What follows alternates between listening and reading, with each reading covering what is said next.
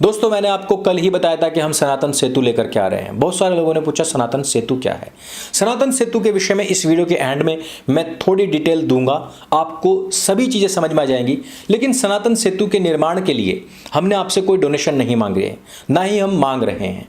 हम आपसे सिर्फ इतना कह रहे हैं कि आप सनातन हाट पर जाइए, वहाँ से कुछ ना कुछ खरीदिए, उसका 10वां हिस्सा जो बचता है वो सनातन सेतु के निर्माण में लगेगा। सनातन सेतु एक बहुत बड़ी मुहिम है जिसमें काफ़ी पैसा खर्च हो रहा है और वो हम आपसे मांगेंगे नहीं, आपसे लेंगे, लेकिन सनातन हाट के माध्यम से।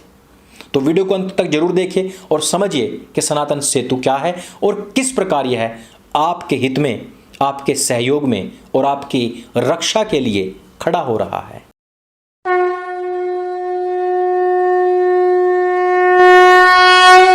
नमस्ते दोस्तों, आप सबका एक बार फिर से स्वागत है आपके अपने YouTube चैनल सत्य सनातन में। बात की शुरुआत यहां से होती है कि कुछ मुसलमान अपने ताजिया के वक्त हरे झंडे, इस्लामिक झंडे लेकर के मंदिर के सामने लहराते हैं, वहां पर अल्लाहू अकबर, नारे तकबीर के नारे लगाते हैं, लेकिन मंदिर की तरफ से कोई भी पत्थर नहीं आता है।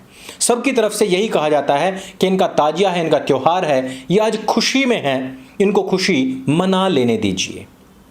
उसके बाद में रामनवमी का जुलूस निकलता है, पुलिस से एनओसी ली जाती है, उसकी परमिशन होती है कि यह यात्रा कहां कहां से निकलेगी, और वो यात्रा जब किसी मस्जिद के सामने से या किसी मुसलमान के घर के सामने से निकलती है तो उसके ऊपर पथराव हो जाता है।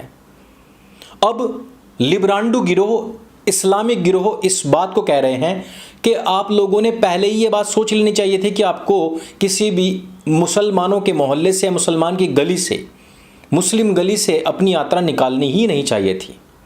ये भारत एक सेक्युलर देश है कि नहीं है? 100 करोड़ इसमें हिंदू हैं कि नहीं है? मैं जो बार बार आप लोगों को कहता हूं कि इस हिंदुस्तान के अंदर 500 से अधिक ऐसे मिनी पाकिस्तान बन चुके हैं जहां पर हिंदुओं का आना और जाना पूरी तरीके से वर्जित है। अगर वो आया चले जाते हैं, वहां से गुजरते हैं, तो बहन बेटियों के साथ में छेड़खानी होती है, उनको उठा लिया जाता है, और जो अगर वहां पर कोई व्यापारी या फेरी वाला भी चला जाता है तो उसके साथ में वो व्यवहार होता है जिसको आप देख नहीं सकते। मुजफ्फरनगर में पिछले दिनों एक बिजली कर्मचारी को बाइक से घसीट करके घर में बंद कर लिया गया था। जानते हैं आप क्यों? क्योंकि वो एक मुसलमानों का मोहल्ला था। यानी कि इस देश के अंदर वो लिबरांडू, वो इस्लामिक लोग खुद स्वघोषित रूप से ये बात को कह रहे हैं कि भारतवर्ष में इस्लामिक मोहल्ले हैं, यानी कि मिनी पाकिस्तान है और उसमें हिंदुओं का जाना वर्जित है। और इस बात को भी वो स्वीकार कर रहे हैं कि मुसलमानों के बीच में किसी भी राम या किसी भी लक्ष्मण या किसी भी शिव या किसी भी कृष्ण या दुर्गा का कोई स्थान नहीं है। और वही बात जो मैं आपको कहता हूं कि मस्जिदों से 5 बारी चीखते क्या हैं? यही तो चीखते चिल्लाते हैं कि नहीं है कोई भी माबूद या पूज्य या मान्य सिवाय अल्लाह के। आपका कोई देवी देवता उनके लिए मान्य नहीं है। और ये जब बात मैं कहता हूँ तो मुसलमान या कुछ लिबरल हिंदू क्या कहते हैं, कुछ सेकुलर हिंदू क्या कहते हैं कि दिमाग खराब हो गया इसका, ये तो भाईचारा खराब करने में लगा हुआ है। भैया, भाईचारा एक तरफा नहीं होता है। उनकी किताब चीख चीख करके कह रही है तुम लोगों का कत्ल करने के लिए।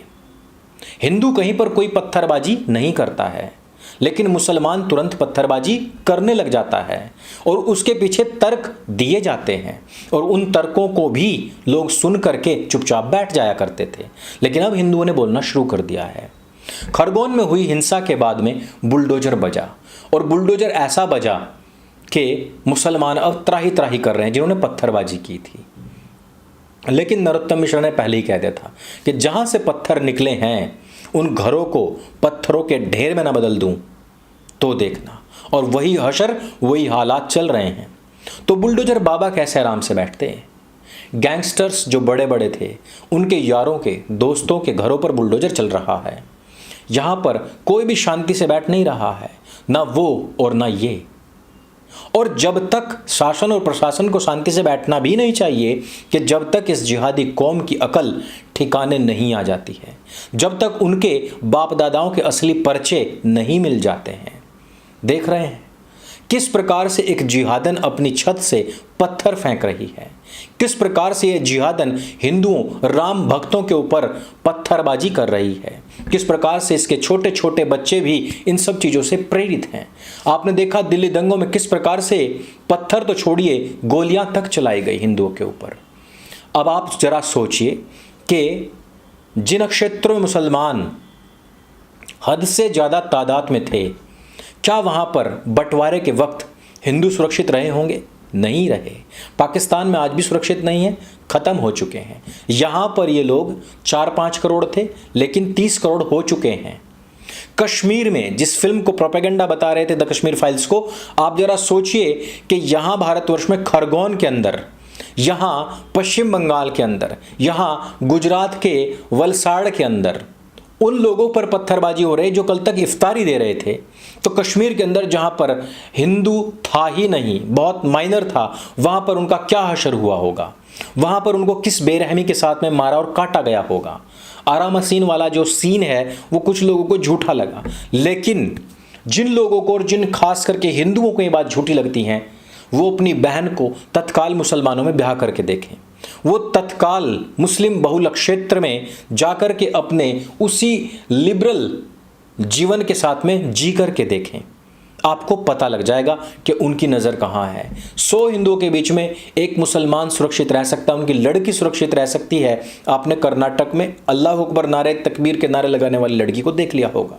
लेकिन 10 मुसलमानों के बीच में भी एक हर्षा, एक मधु सुरक्षित नहीं रह सकता।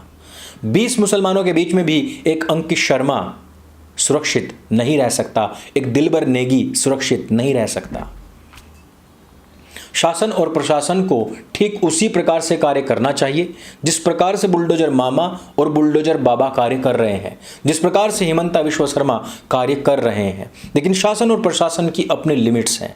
आप लोगों की जागरूकता जब तक नहीं होगी, आप लोग जब तक इस बात को नहीं समझेंगे कि जितने हाथ उतने लठ होते हैं, आप लोग जब इस बात को नहीं समझेंगे कि जिन लोगों को हम मंदिर में बिठा करके इफ्तारी दे रहे हैं, वो लोग इस महीने के गुजर जाने के बाद में हम लोगों को ही घात लगा कर मारने की तैयारी में बैठ रहे हैं, जब तक आप इस बात को नहीं समझेंगे कि इस देश के अंदर मिनी पाकिस्तान बन चुके हैं और उनकी इस मिथक को तोड़ने, उनके इस वैक्यूम को तोड़ने का कार्य हम ही लोगों को करना पड़ेगा। जब तक आप इस बात को नहीं समझेंगे कि रामद्रोही कौन है और राम भक्त कौन है, जब तक आप इस बात को नहीं समझेंगे कि सेक्युलरिज्म की जो लॉलीपॉप है वो एक तरफा नहीं चूसी जाएगी, जब तक आप ये नहीं समझेंगे कि भाईचारा की अर्थी केवल और केवल हिंदू नहीं ढोएगा, जब तक आप अपने इतिहास, अपने धर्म को जानने का प्रयास नहीं करेंगे, जब तक आप अपने बच्चों को वेद, दर्शन, उपनिषद, चाणक्य नीति, मनुस्मृति, विदुर नीति नहीं पढ़ाएंगे, श्रीमद् भगवत गीता, रामायण, महाभारत नहीं पढ़ाएंगे, तब तक आप इसी प्रकार से चारा बनते रहेंगे। और इन्हीं सब के लिए हमने सनातन हाट आपके समक्ष प्रस्तुत किया है, और जिसके आगे हमारा अगला स्टेप है सनातन सेतु, जो सीधे सीधे हिंदुओं के रोजगारों से जोड़ेगा, जो आपको बचाएगा किसी भी जिहादी के आपके घर में घुसने से। जब भी आप कहीं पर कुछ भी चीज़ की बुकिंग करते हैं, चाहे वो कैब हो, चाहे वो अर्बन कंपनी से करें, चाहे वो जोमेटो का खाना करें, कहीं ना कहीं पर जिहादी आ ही जाता है, उसको कैंसिल करना पड़ता है। आप कारपेंटर बुलाते हैं, पेंटर बुलाते हैं, एसी क्लीन करने वाला बुलवाते हैं, या फिर राजमिस्त्री बुलवाते हैं, कहीं ना कहीं कुछ ना कुछ कहीं पर भी कोई ना कोई जिहादी मिल जाता है।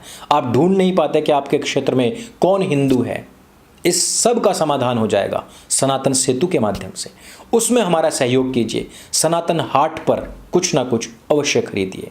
इस मुहिम में हमारा सहयोग करने वाले हर भाई का, हर बहन का धन्यवाद। यदि वीडियो आपको अच्छी लगे, जानकारी से भरपूर लगे, तो उसको सबके साथ में शेयर अवश्य करें।